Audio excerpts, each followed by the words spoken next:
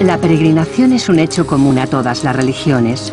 Los tres grandes centros del peregrinaje cristiano son Jerusalén, donde murió Jesucristo, Roma, donde está la tumba de San Pedro, y Santiago de Compostela, donde el mito cristiano ubica los restos del apóstol Santiago.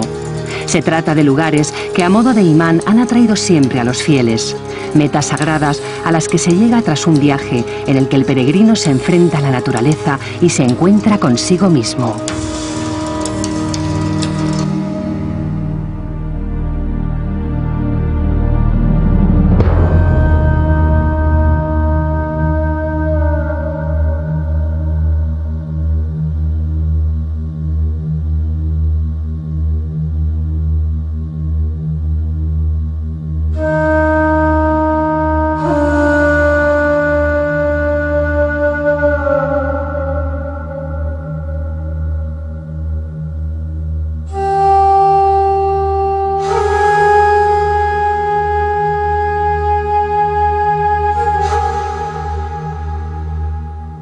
El hombre ha peregrinado siempre. Desde sus orígenes se ha desplazado a tierras prometidas, hacia lugares desconocidos.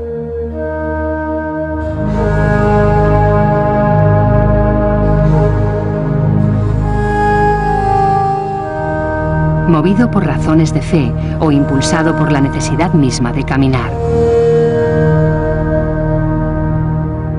El ser humano está lanzado, casi obligado a la búsqueda. Y a lo largo de los tiempos ha manifestado esta necesidad de conocer territorios nuevos, de andar por tierras extrañas que le permitan seguir avanzando en su trayecto.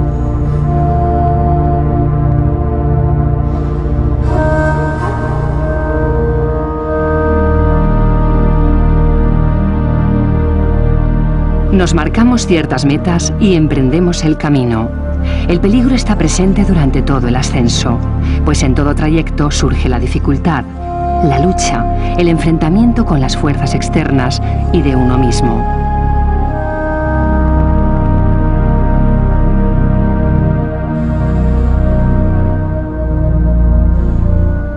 Elegir el viaje es saber que uno va a dejar atrás muchas cosas.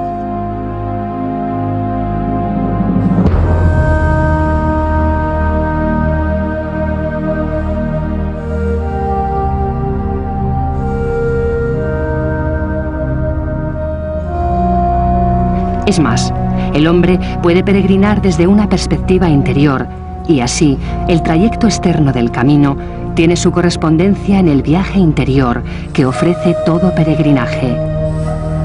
Esa es la verdadera magia del camino.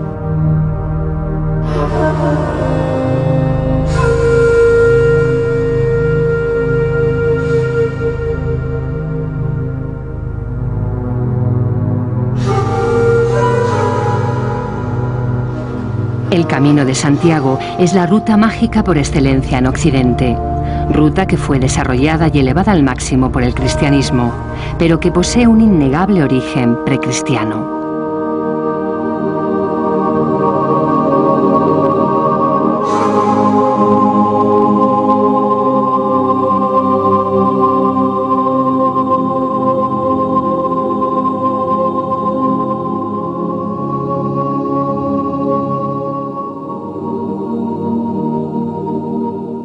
El Camino de Santiago, como camino mágico, hay que entenderlo desde la definición de magia. Magia es una de esas palabras que se parecen a mega, vienen del griego, mega, lo grande de nosotros mismos, lo que nos trasciende, lo que va más allá de la pequeña personalidad que nos hemos creado para vivir en el mundo pequeño, cuadriculado en el que nos movemos en el cotidiano. Magia es cuando nosotros somos capaces de atender a la vida de tal manera que la vida se muestra ante nosotros en todas nuestras percepciones, no solamente la racional, la intuitiva, la estética y lo que los místicos podrían llamar la espiritual.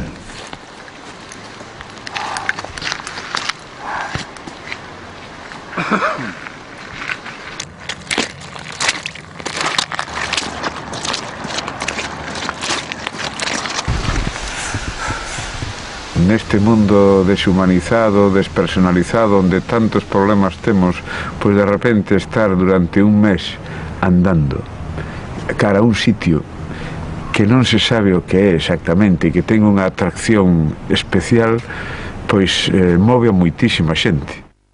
Cuando un peregrino del siglo XX viene andando por el camino de Santiago, realmente viene por el camino de arriba, y es como si hubiera muchos caminos debajo que se fueron haciendo a lo largo de la historia.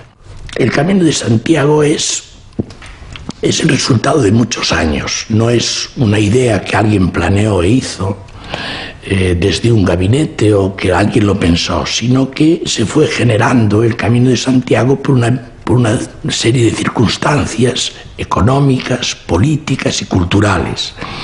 Uno de los elementos importantes fue que las órdenes monásticas, fundamentalmente las órdenes de San Benito y del Císter, sufrieron una transformación y se convirtieron en centros, crearon monasterios que se convirtieron en centros de desarrollo económico, fundamentalmente agrario, alrededor con las tierras que circundaban a los monasterios.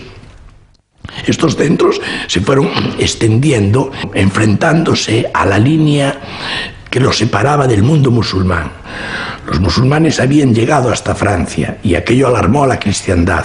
Y entonces los monasterios fueron asentamientos que iban tomando cuerpo y fueron creando a lo largo de los siglos una frontera. Esa frontera que va de este a oeste y que llega hasta Santiago de Compostela. Y así se va creando ese camino. Al mismo tiempo que se crea el camino, se genera el mito, y este mito lo que hace es articular todo un pensamiento, toda una ideología, y una ideología católica, floreciente, fuerte, frente a la ideología o frente al pensamiento musulmán. Por lo tanto, son los reinos cristianos, el imperio, el Sacro Imperio Romano, los reinos cristianos los que conforman la vieja Europa. Evidentemente, en Europa, en el origen de Europa, no está solo el cristianismo, pero sí también está el cristianismo, y sobre todo está el cristianismo en cuanto que se confronta con el pensamiento musulmán, con la cultura musulmana en la propia Europa.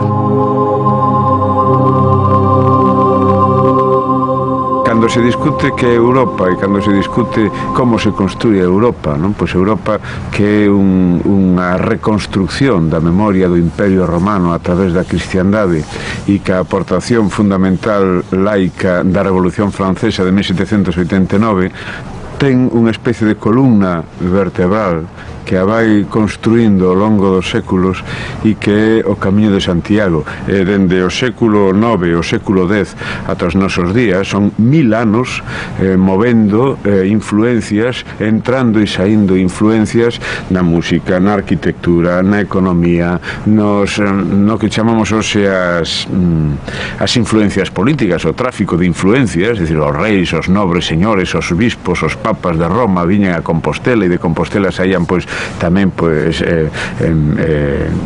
produtos económicos e produtos culturais de Galicia polo mundo adiante.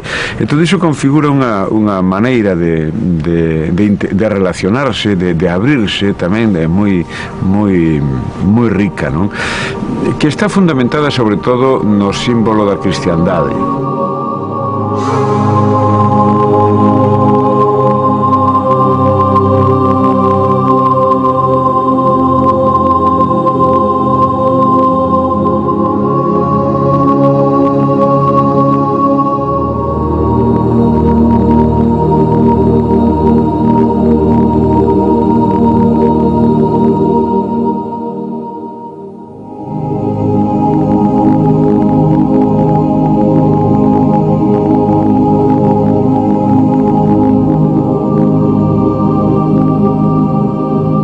En los siglos X, XI y XII, el norte de la península conoció un esplendor religioso cultural excepcional, un hecho histórico trascendental que marcó el origen de lo que hoy es Europa.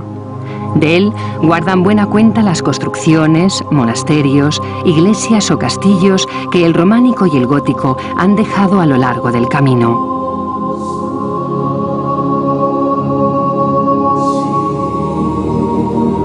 La magistral arquitectura cristiana es de una fuerza evidente, pero tras ella se hallan capas más profundas que descubren el camino más remoto. Un trazado más antiguo, construido sobre las vías romanas que llevaban al Finisterre atlántico y a su vez se habían servido de antiguos trayectos sobre los que ya caminaban las tribus más primitivas.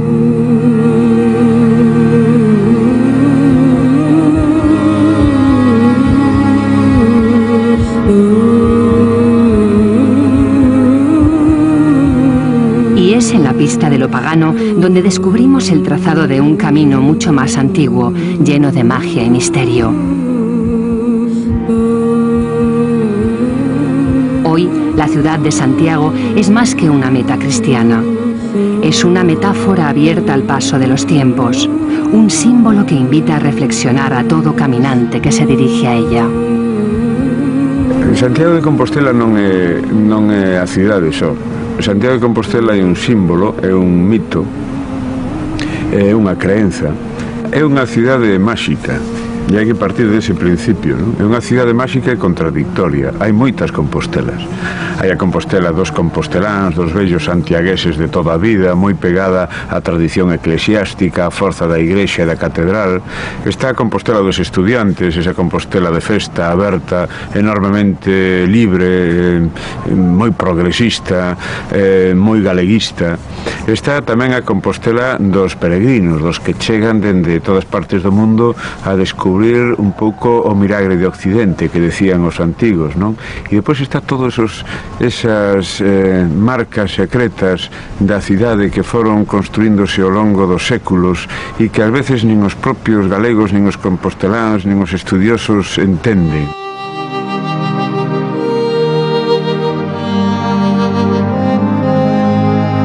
Son muchos, y no uno, los Compostelas posibles. La ciudad es un ser vivo en continua transformación que se regenera y adapta al devenir de los tiempos, sin perder su dimensión espiritual. Compostela acoge maternal a peregrinos de todos los países, devotos, turistas, cristianos o no, que han elegido realizar el camino y adaptar el reloj al ritmo de sus propios pasos. Santiago de Compostela es un pueblo viejo, es una ciudad muy vieja y es previa a la propia época cristiana.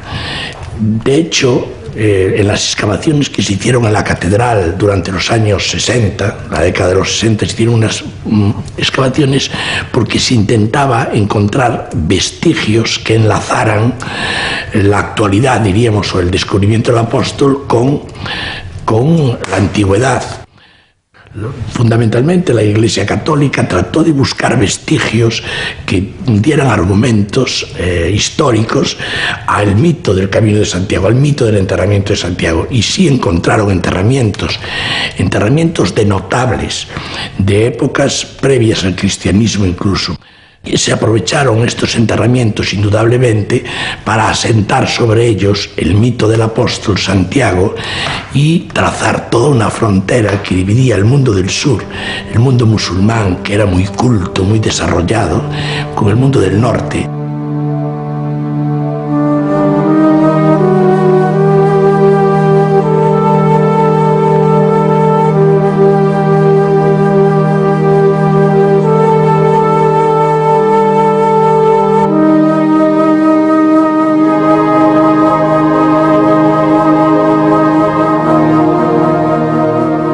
Se construye poco a poco el camino jacobeo y frente a Mahoma, el mensajero de Alá, los cristianos proponían a Santiago, discípulo y hermano de Jesucristo. Así encontramos a Santiago peregrino convertido en Santiago Matamoros, santo convertido en guerrero, alzando su espada, subido a su caballo blanco.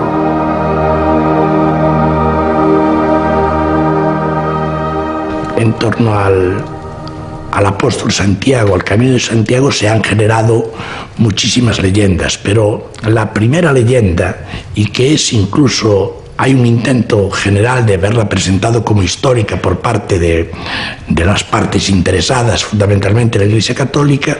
Hay la leyenda de la traslación del apóstol Santiago a Compostela, donde hipotéticamente estaría hoy enterrado. Cuenta esta leyenda que el hijo mayor del Cebedeo, Santiago, pues es ajusticiado en Jerusalén por las autoridades judías y lo decapitan.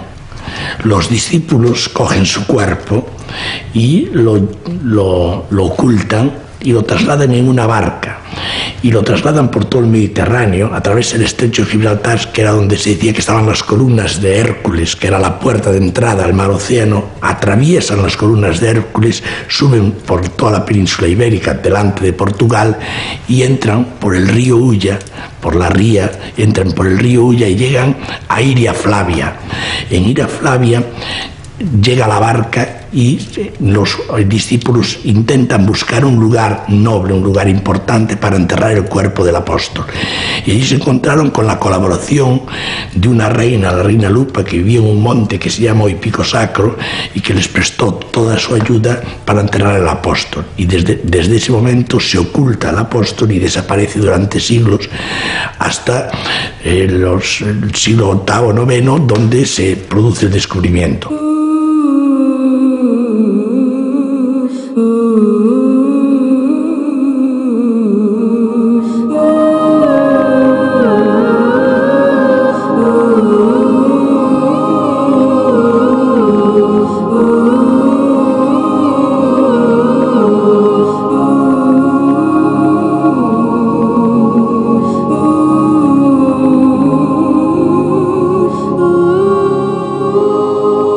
Muchas gentes se preguntan cuando llegan a Santiago, conocedores de la historia y de la imposibilidad histórica de que ahí descansen los restos de Santiago Apóstol, ¿quién entonces está enterrado aquí?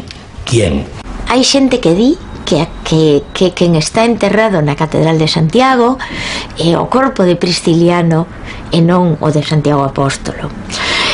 Bueno, a historia da viaxe, da itinerancia, de todo isto coinciden, coa diferencia de que no caso de Prisciliano parece irreal, parece que é máis real, non?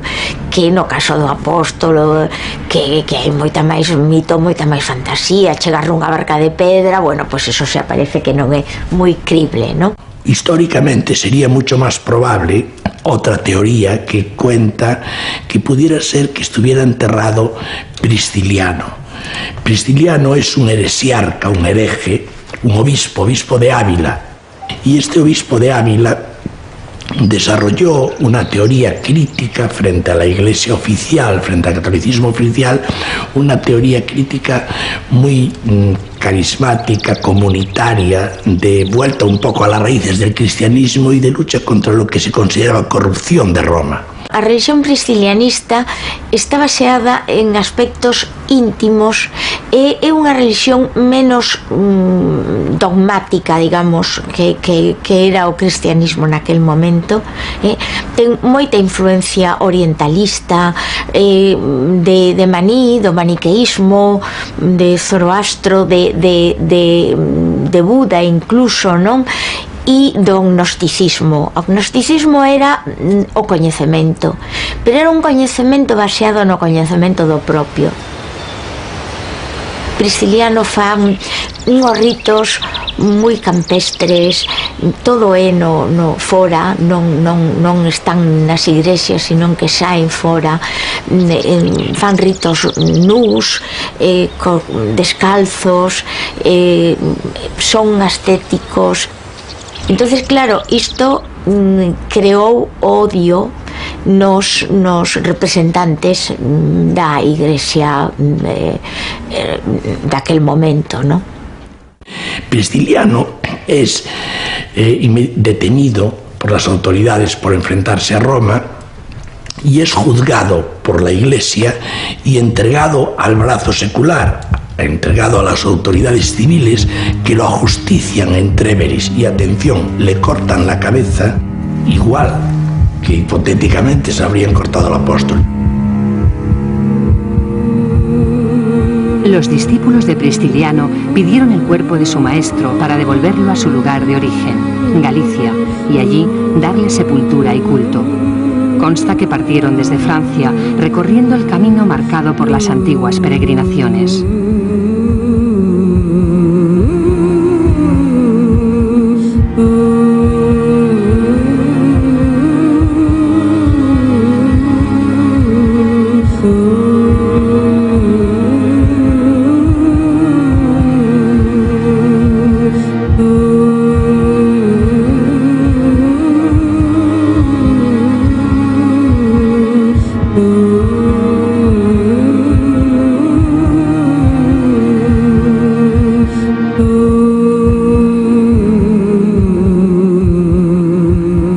En el siglo VIII, la Iglesia continúa su progresivo debilitamiento frente al dominio musulmán del sur. Consciente de la necesidad de hegemonía, recupera ese antiguo trayecto solar hacia el oeste. Y a partir del descubrimiento del apóstol, se construye el mito de Santiago. El proceso de construcción del Camino de Santiago se apoyó muchísimo en los monasterios del Císter, los monasterios partiendo de Cluny. Esto conllevaba pues todo un desarrollo urbanístico en cierto sentido, un desarrollo de creación de monasterios, catedrales, hospitales, que a lo largo de los años fueron atrayendo la mano de obra, los trabajadores, los canteros, los braceros, pero también aquellos personajes que eran los maestros de obras. Sobre esto se tejieron leyendas de misterio, pero hay realidades como puños, que son las obras que han levantado estos arquitectos, realmente eran arquitectos, estos artistas, y así se fue construyendo todo un camino importantísimo, un camino de piedra, un camino de piedra.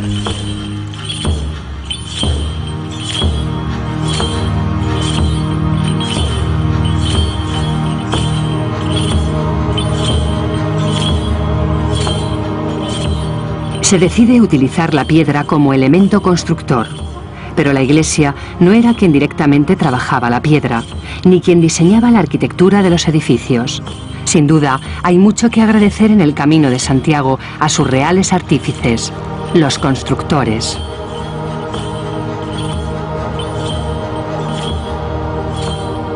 Se encomienda la construcción de albergues, iglesias, hospitales a los compañeros constructores, maestros de la cantería, profesión harto antigua que cobra nuevamente fuerza. Y es que el Camino de Santiago es principalmente un camino creado, esculpido, elevado por constructores. Para ellos suponía también un camino iniciático, en el que el maestro constructor había pasado por distintas fases hacia el conocimiento de su materia. La mayor parte de los capataces recorrieron el camino y su saber parece estar plagado de la espiritualidad de todo trayecto iniciático. Así como los templarios tenían un precepto, los templarios occidentales, los que se ocupaban de la reconquista ibérica, tenían un precepto fundamental en su orden para ir ascendiendo de grados, que era hacer el Camino de Santiago a caballo. Pues sus protegidos, la hermandad de constructores de catedrales, de iglesias del Camino de Santiago, tenían también dentro de sus preceptos para ascender en el oficio de albañil a arquitecto, el peregrinar hasta el fin del mundo, hacer el Camino de Santiago, la Vía Láctea de los alquimistas. Para un maestro constructor, Galicia era la escuela suma, era el final del camino de su carrera. Solo después de haber conocido el granito, tallado el granito, uno era verdaderamente un maestro constructor.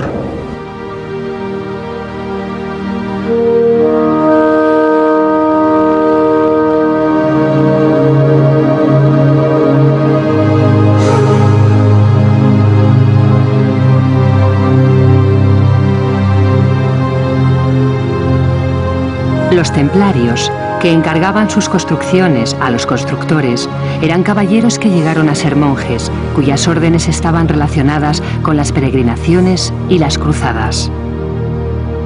Representan el ideal de caballero cristiano y en el caso del Camino de Santiago tienen el propósito de custodiar a los peregrinos en lugares santos y darles servicio y asistencia. Aquí tenemos un lema, que es el lema de nuestra divisa de la antigua orden, y ese que llevamos: Non nobis Domini. Nada para nosotros, todo para la gloria del Señor.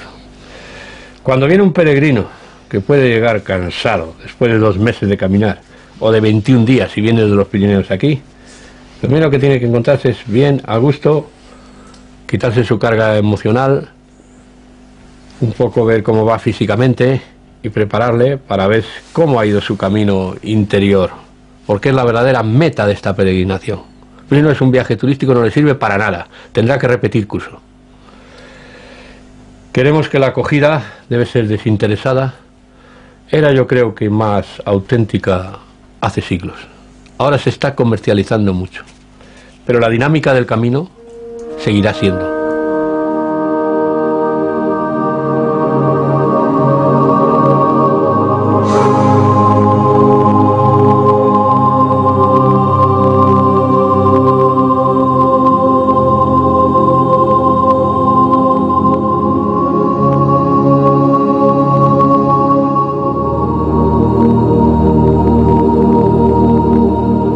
A través de un camino iniciático, los templarios, al igual que los constructores, vivían su espiritualidad a través de niveles que se relacionan con las fases alquímicas en busca del conocimiento, la piedra filosofal. Alquimia es, digamos, el arte de las artes y la ciencia de las ciencias que se desarrolló en la Edad Media a partir de la pirámide, del concepto de la pirámide. La pirámide clásica, la pirámide egipcia, era una pirámide de 4 caras. Las 4 caras eran los 4 aspectos del conocimiento. Uno era la ciencia, otro era la filosofía, el otro era la religión y el tercero era el arte. Pero la alquimia suponía, además, un camino de transformación, porque sin transformación no se podía acceder a aquel estado de sensibilidad que permitía hacer la unión de los 4 saberes. La alquimia era una cocción de conocimiento interior a lo largo del camino que tenía que cocinarse dentro del horno alquímico del alma, de la experiencia, de la vivencia del propio caminante.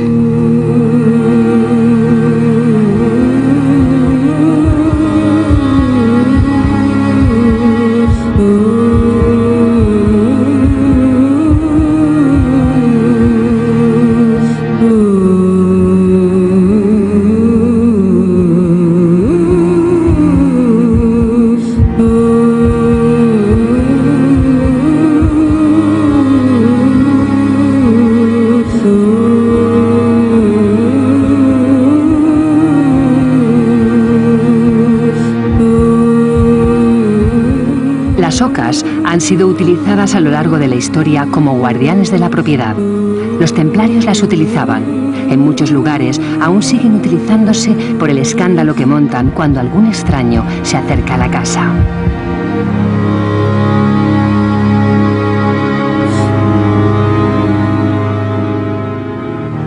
Bueno, la pata de oca es el símbolo de una organización de canteros medievales. La pata de oca. Hay en muchas catedrales. Los patucos llevaban la pata de oca puestas en la espalda, en rojo. La oca para los antiguos celtas es un animal guía, un animal sagrado. Y hay muchos lugares del camino que se habla de los patas de oca.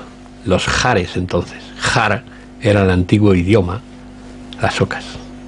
Castro Jeriz, Castro de Jares. Manjarín, hombres de oca. El Ganso, montes de oca.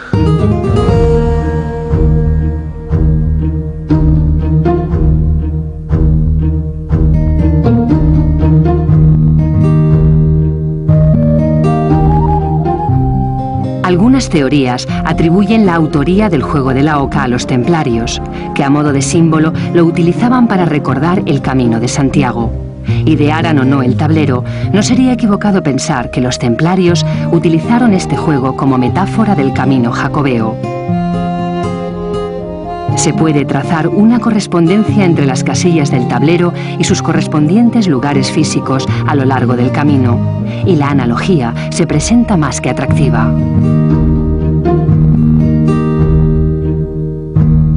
En sí es el juego, el camino del peregrino. Sales de tu casa, vas pasando por una serie de pruebas, regresas al Jardín de la Oca, en este caso Finisterre. Santiago es la casa de la muerte, muy cercana al final, pero la muerte iniciática. Y luego tienes que regresar a tu casa, donde te vas encontrando a los demás jugadores que van haciendo el camino, te los vas encontrando. No le puedes transmitir los peligros que existen para adelante. Y es muy significativo que está el laberinto, está el puente. Puentes en el camino prácticamente esotéricos o de estudio tenemos dos: Puente la Reina y el Puente de Órbigo. Ponferrada es el laberinto. Ahí aparte físicamente se pierden la mayoría de los peregrinos. Está muy mal señalizado. Está la posada, que en este caso son los refugios. Está la cárcel, el Valle de Valcárcel, que está a 2 jornadas de aquí. En fin, los dados creemos que es la piedra fundamental, la piedra angular de las catedrales. Lo perfecto en este viaje sería ir de oca en oca, es decir, protegido al abrigo de un castillo o encomienda templaria. Pensemos en el peligro que entrañaba siglos atrás echarse al camino, atravesar montes, bosques y ríos, esquivar a salteadores, no enfermar ni perder las fuerzas. Cuando los templarios desaparecieron quemados o transformados en otras órdenes militares, sus protegidos, las escuelas, las hermandades de compañeros constructores del camino de las estrellas, recogieron el testigo. Y con toda la ritualística con la que ellos habían dado grados a los aprendices de oficio, desde albañil hasta arquitecto, fundaron toda la ritualística que hoy conocemos, quien la conoce, de la masonería. Uno de cuyos grados, más allá del grado 23, es el de caballero templario. Los constructores poseían grandes conocimientos astronómicos, heredados también de la escuela de los druidas y de sus antepasados más remotos, los compañeros de Horus, padres de las pirámides egipcias. Mucho de este saber privilegiado y ancestral queda bajo las coordenadas, el número, la disposición frente a las estrellas que conforman la enigmática arquitectura de los edificios cristianos,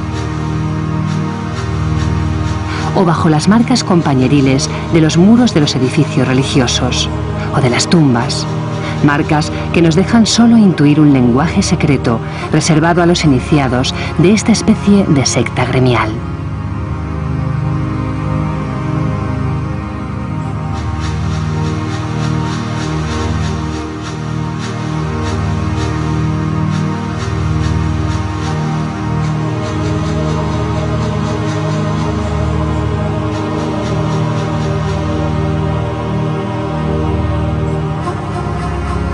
En Noya, la ciudad de la hija de Noé, está el cementerio iniciático de los maestros constructores de la piedra, donde dentro de ese precepto iniciático de grados de oficio de su fraternidad, cada uno de los aspirantes a arquitecto tenía que llegar hasta Noya, tallar en granito gallego su tumba,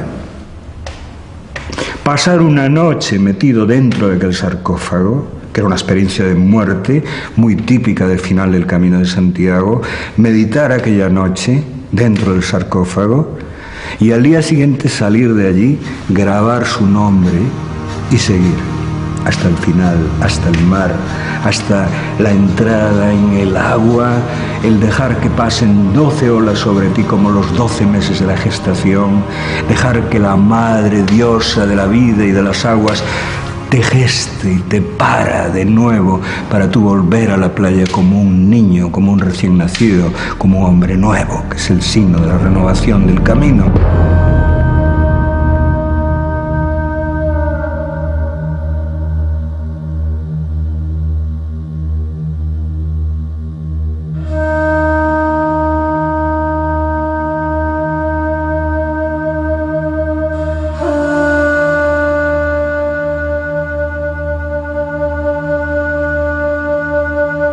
El camino en sí es un camino interior, es un pasaje entero hacia el interior, hacia el templo de luz viva.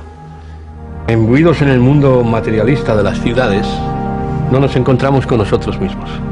Y en este camino hay muchos espacios a lo largo del día, donde la soledad, el ambiente, la propia energía del camino hace que ese movimiento hacia el interior se efectúe más fácilmente. Para entrar en Galicia hay dos caminos. Hay un camino del esfuerzo, del sacrificio, de la ascesis, que es el camino del cristianismo y que pasa por Piedrafita, sube los montes para entrar en Galicia. Y hay un camino previo que llega al mismo sitio, llega a Finisterre también, como llegó Decio Bruto al frente de las legiones romanas. Y ese camino es el camino del placer, de la inteligencia, que es el camino que entra bordeando el Sil, que es donde estaba el oro.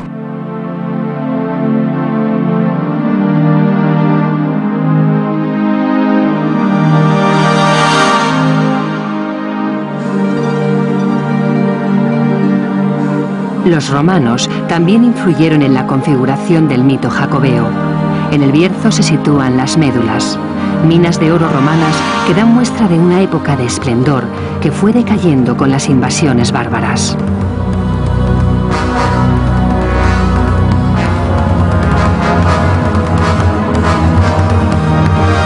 Los romanos eran un pueblo conquistador.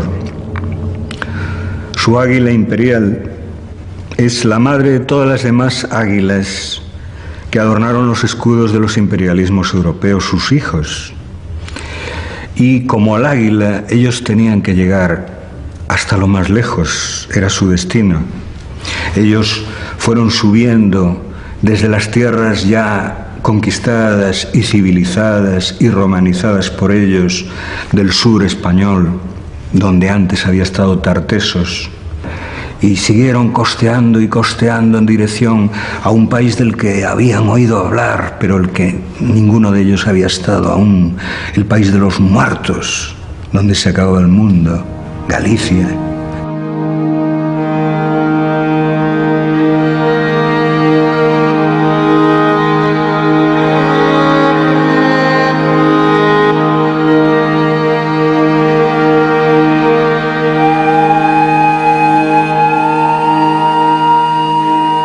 Los celtas, en su masiva emigración hacia el oeste, hacia el siglo IV a.C., también siguieron al sol hacia el umbral del más allá, al límite de la tierra conocida, donde solo podían existir seres divinos o monstruos nunca vistos.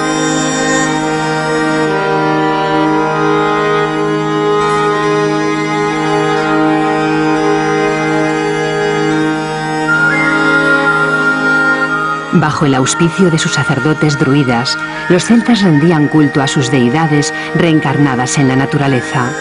Para celebrar sus rituales, elegían los lugares altos o con adecuadas energías telúricas donde se sintieran cerca de las estrellas y del cielo.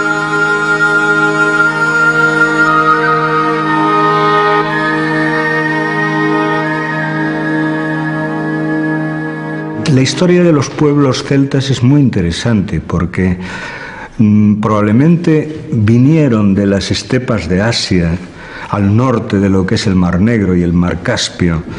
Eran pueblos que habían aprendido a usar carros de caballo, hicieron una tremenda peregrinación buscando ¿qué?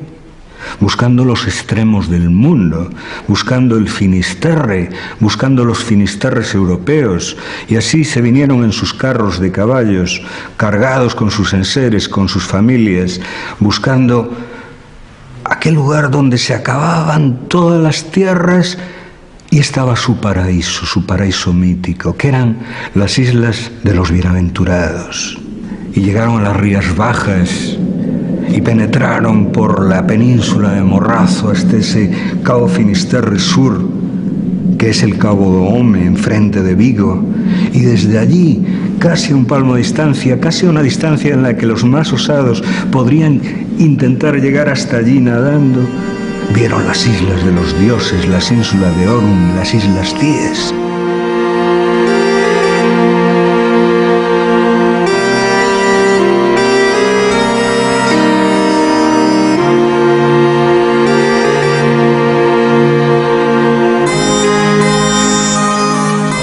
De la embestida celta hay también buenas muestras esparcidas a lo largo de la península ibérica.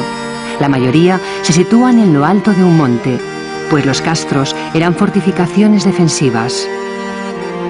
La cultura castreña del noroeste tiene personalidad propia, pero sus características se nos aparecen envueltas en la misma niebla que envuelve toda esa etapa final, en la que el camino se llena de mitos y sentimientos indescriptibles. El camino se torna mágico.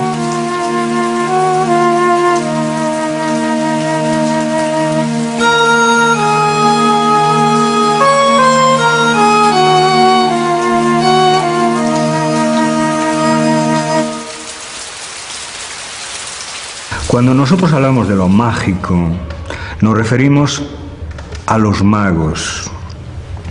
Y los magos surgen de una religión antigua que hubo en la Mesopotamia, más cerca del Irán, de lo que hoy es el Irán, en las montañas que separan lo que llamamos Oriente Medio del Cáucaso.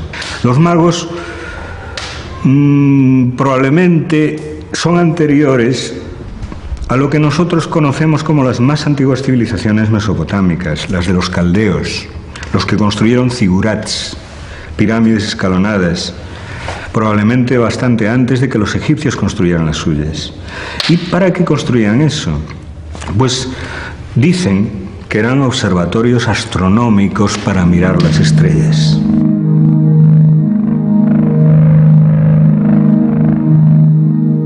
Hoy en día, colonizados por la electricidad, las estrellas ya no guían nuestros pasos. Pero pensemos en la importancia que tenían las constelaciones, cuando para ubicarse era preciso mirar al cielo.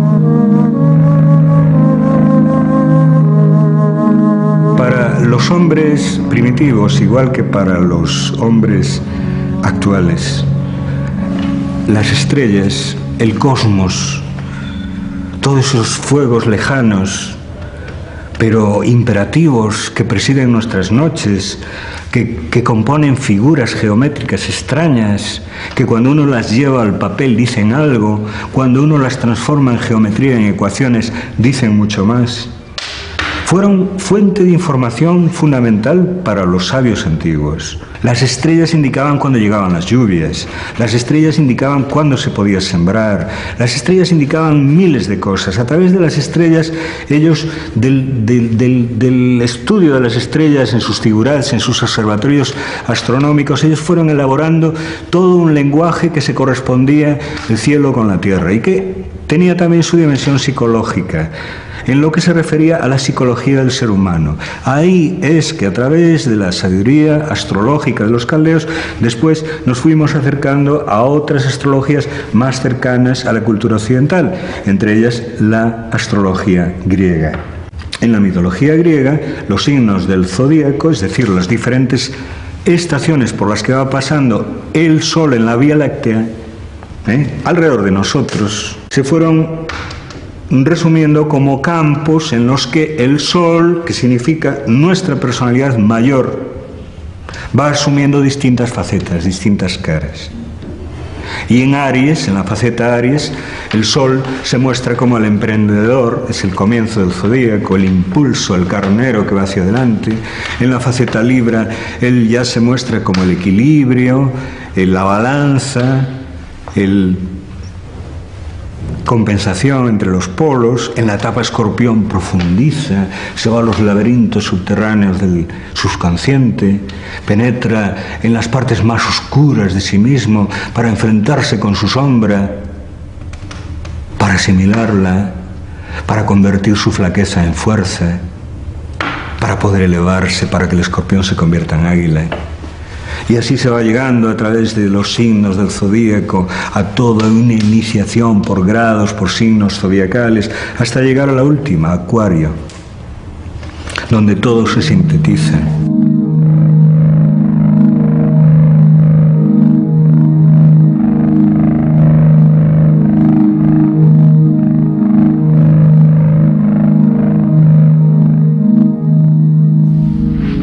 El camino jacobeo se construyó partiendo de la antigua ruta de las estrellas.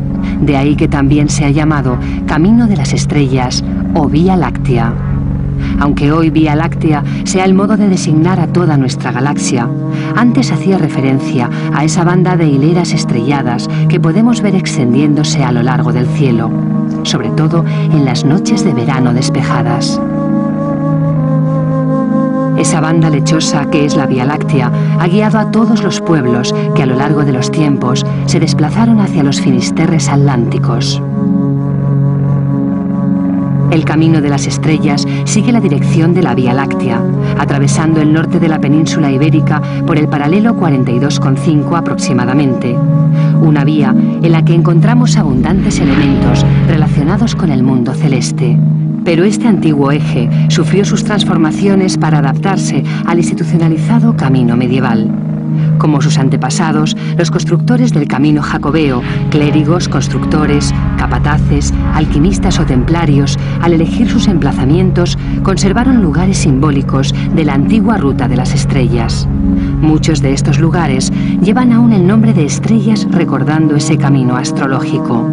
Pico de Estella, Lizarra, Compostela.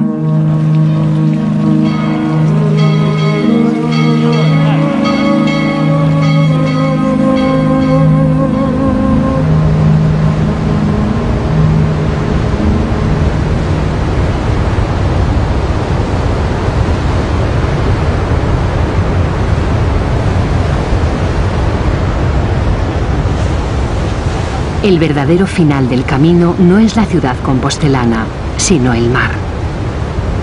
El símbolo del peregrino que el cristianismo asumió como propio es una concha, cuando Santiago, su puesto final del camino, es una ciudad sin mar.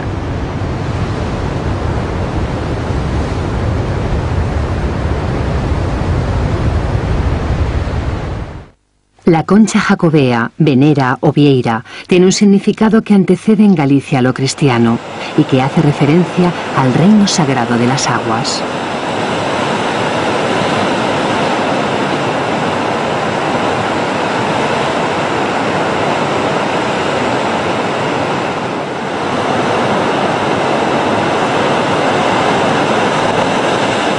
El agua tiene en la memoria de nuestro inconsciente colectivo el sentido de purificación, y la concha ha sido utilizada en diversas culturas a lo largo de los tiempos como elemento de culto. La concha es en el camino mágico la diosa madre que acoge al peregrino, el origen y el final, la muerte y la resurrección. El signo de la peregrinación es una vieira. Santiago es una ciudad interior. Las vieiras se recogen ¿dónde? En la playa, en el océano. Es allí a donde hay que ir. Y es allí, en ese océano, donde está la concentración mayor de megalitos, de jeroglifos, de laberintos, de restos de ese pasado que dejó por todas las costas atlánticas europeas y por otros lugares del mundo que también dan al mar, restos de las construcciones más impresionantes que se pueden hacer con piedra y sin tecnología.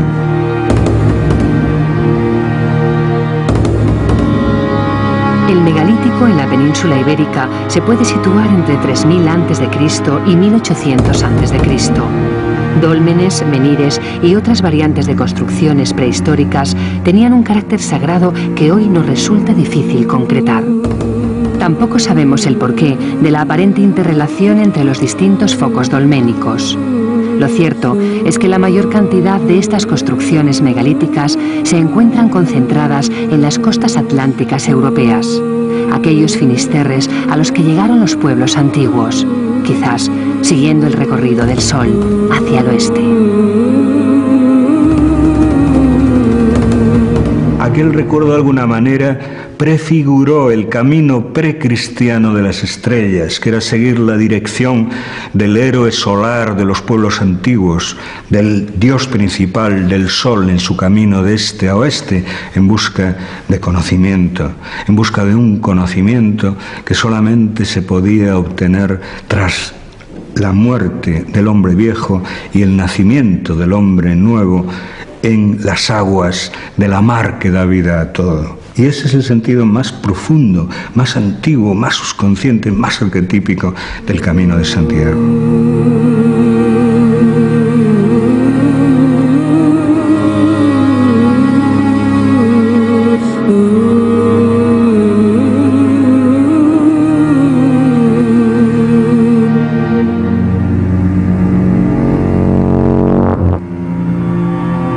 Fisterra é un outro lugar máxico. Foi un lugar máxico antes da aparición do apóstolo. É un lugar máxico antes dos romanos. Fisterra é a fin do mundo. É unha luz especial e é un misterio especial. Quen chega ali estremecese diante daquele océano grandioso e hai que pensar o que imaginaban os antigos pensando que ali acababa o mundo, que había un gigantesco precipicio que conducía aos infernos. Desde el cabo, el peregrino del pasado observaba con respeto y cierto miedo la caída del sol. Rugiendo, imponente, se ofrecía a ser contemplado, como si la fuerza mítica de la costa de la muerte guardara un secreto al que muy pocos tenían acceso. Y es que donde el sol se pone, en el horizonte, se sitúa el final de todos los caminos. El ocaso es el final de todos los trayectos, como la muerte es la meta biológica de toda vida. Pero si en lo biológico la materia tiene la posibilidad de transformarse, el peregrino, como el alquimista, puede transformar su materia interior, su espíritu, a lo largo de este camino mágico. Todo esto que estamos hablando de los aspectos mitológicos, mágicos del Camino de Santiago, los aspectos históricos, los templarios, los alquimistas, son interesantes para los contadores de historias, son interesantes para los amantes de la literatura, son interesantes para captar el aspecto interesante, misterioso de la realidad. Pero lo verdaderamente importante del Camino de Santiago es que el Camino de Santiago, como cualquiera de los caminos de la vida, habla a cada persona en su propio lenguaje. El camino es suficientemente poderoso para que cualquiera que siga la ruta del sol desde su nacimiento hasta su muerte recorra ese mismo camino solar dentro de sí. Y si él es un peregrino atento, el camino habla claramente para él con todo lo que él está necesitando saber, y cuando vuelve a su patria, vuelve convertido en otra persona, en un caminante, en un guerrero, en una persona que enfrentará la vida de una manera más profunda, más intensa, más personal, más auténtica.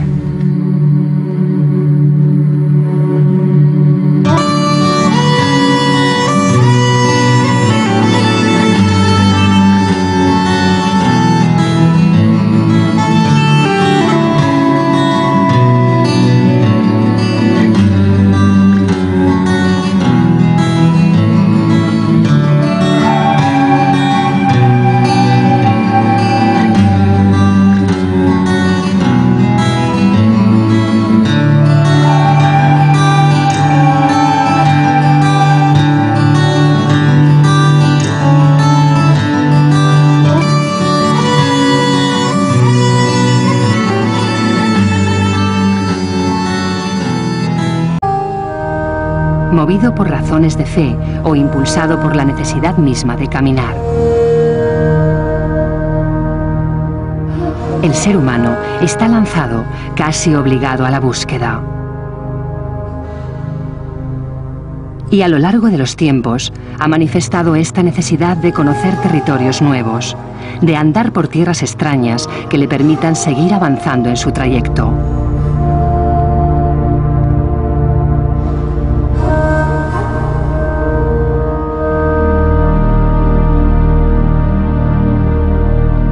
Nos marcamos ciertas metas y emprendemos el camino.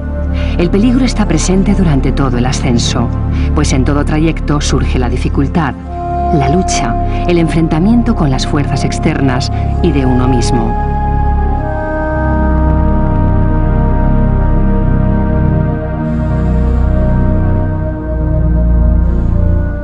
Elegir el viaje es saber que uno va a dejar atrás muchas cosas.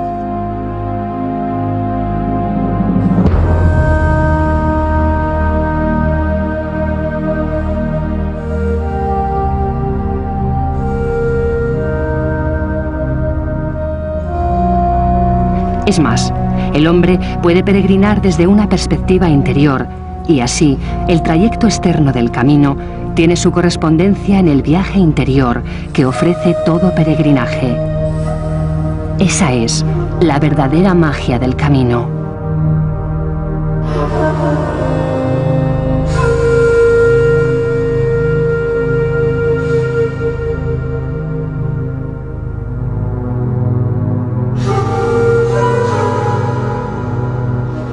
El Camino de Santiago es la ruta mágica por excelencia en Occidente, ruta que fue desarrollada y elevada al máximo por el cristianismo, pero que posee un innegable origen precristiano.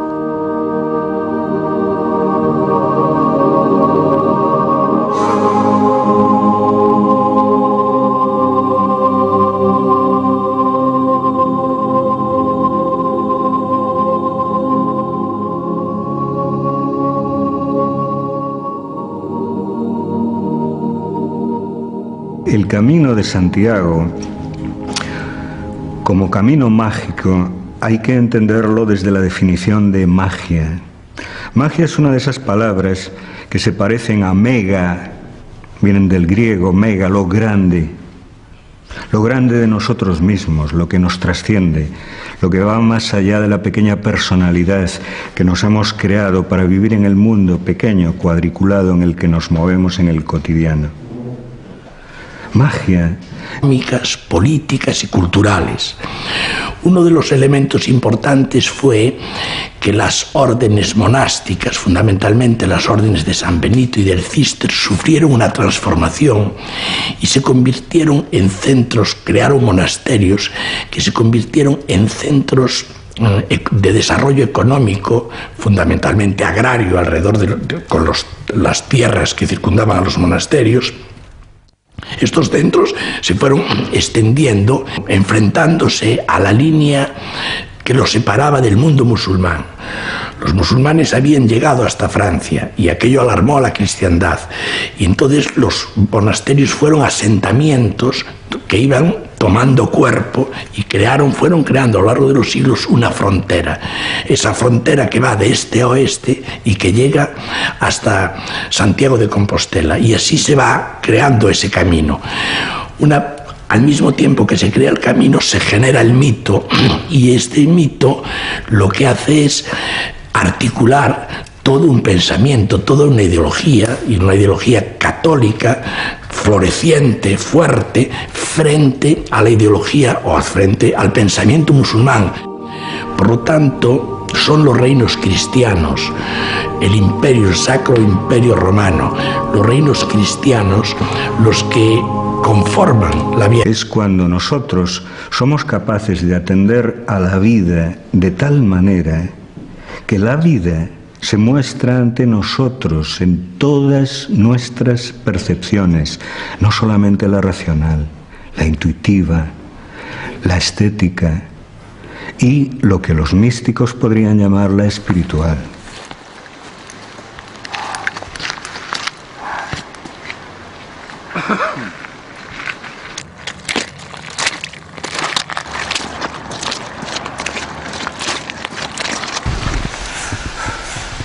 Neste mundo deshumanizado, despersonalizado, onde tantos problemas temos, pois de repente estar durante un mes andando cara a un sitio que non se sabe o que é exactamente e que ten unha atracción especial, pois move a moitísima xente.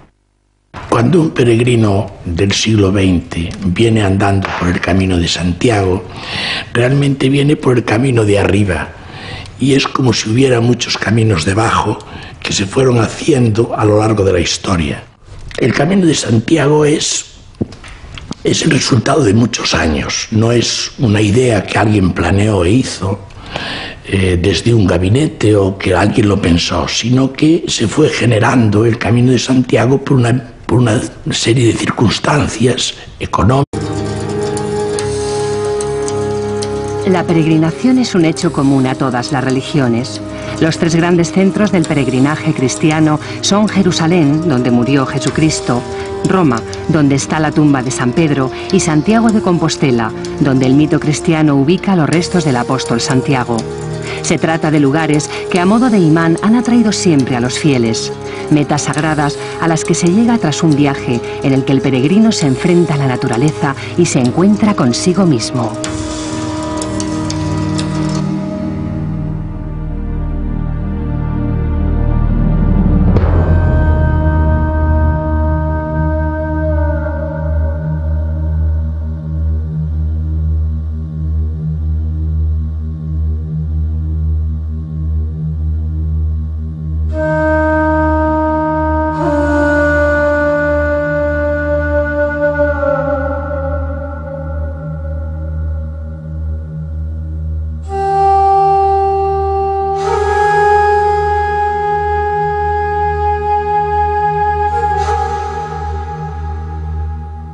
El hombre ha peregrinado siempre.